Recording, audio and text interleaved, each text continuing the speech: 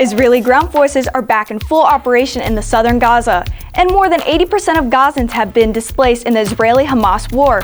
Hi, I'm Sarah with CPTV News. We're going to tell you about that. Plus, the boys basketball team faced Penn at home in their annual early season non-conference matchup.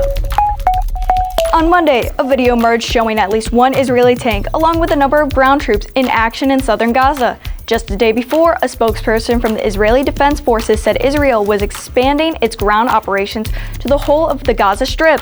Well, what does this mean for Gazans? Since the beginning of the war, 80% of Gazan civilians have been displaced. Nearly 1.2 million of the 1.9 million civilians displaced are sheltering in any of the 156 United Nations relief facilities throughout the Gaza Strip.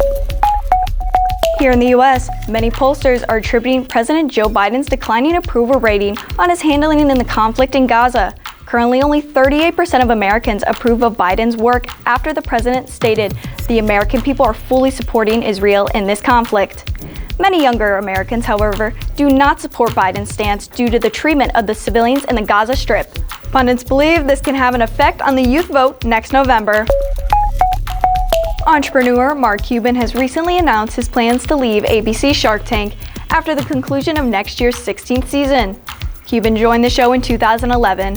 There's also been reports of the billionaire working on a deal to sell his majority stake in the Dallas Mavericks NBA team to the Adelson family. He purchased the team in 2000 for $285 million and currently stands to make $3.5 billion from the sale, while remaining the governor of the team, a title the NBA established in place of owner. Hi, I'm MiRey with CPTV News. This Saturday marks the return of the CPHS Christmas Spectacular, which hasn't occurred in over a decade. This concert is different than traditional CPHS holiday concerts in that it is comprised of the top choir, band, and orchestra. The two shows will take place in the auditorium with performances at 2 and 5 p.m. This is a great opportunity to get into the holiday spirit, and you can purchase tickets by visiting cphs.ludus.com and clicking Get Tickets. The 2024 Starry Night Turnabout dance will be held on Saturday, January 20th from 5:30 p.m. to 9 p.m. at Avalon Manor in Maryville. Tickets are now on sale for $45 per student. Students may bring a guest from another school, but a guest endorsement form must be filled out and submitted in order to receive the code needed to purchase a guest ticket.